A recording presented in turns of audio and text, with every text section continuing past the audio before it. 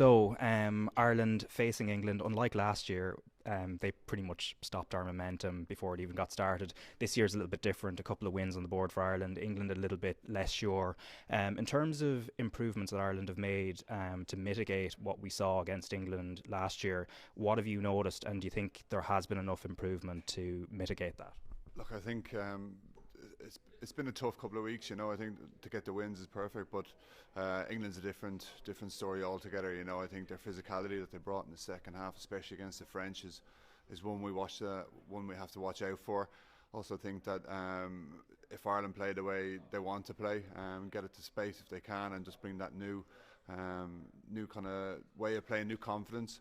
It'll be an interesting test between the two teams. How it's going to be, I don't know. I don't know if Ireland will have had enough time to kind of change a few things, but ultimately it's going to come down to being a tight game, and if we can keep that momentum up, it'll bode well.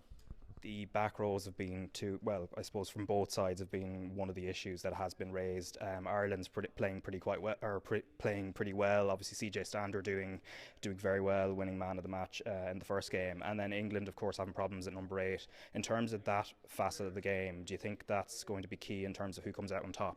It's certainly going to be a massive area. I think up front's going to be a whole huge area, but I think you look at missing Binny Vunipola is obviously huge for England. But I've been extremely impressed with how CJ Sanders played, and the whole back row really. Josh Van der Fleer's going around doing exactly what he does, making hundreds of tackles, and Peter Mahoney's been a nuisance, but CJ has been a standout back rower at the moment, and I think kind of people spoke, maybe wouldn't say wrote him off, but just he hadn't had the best of times, but I just think that he's answered all his critics and he's performing extremely well, and it could be an area where we couldn't get a one-up on the English. Yeah, we didn't really see much of Caelan Doris, unfortunately, in the first game. Obviously, given the injury he had, he's probably going to be coming back now to be involved against England. What have you made of his form at provincial level? Been extremely impressed. Look, there's been a few at a minute. I think it's this the gift that keeps giving is that Leinster back row. I think you have Max Deegan, who will be unlucky to step out, but then he was lucky to get to step up with Caelan been out. But Caelan's been performing for Leinster extremely well. He's that physical number 8.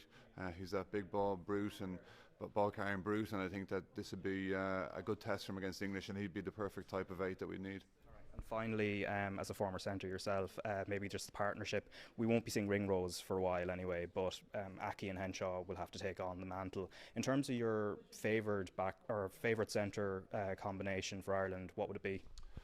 Well, firstly, I think when you look at Bundy and Robbie together, they played together in Connacht, so I'd have no problems with them making the switch.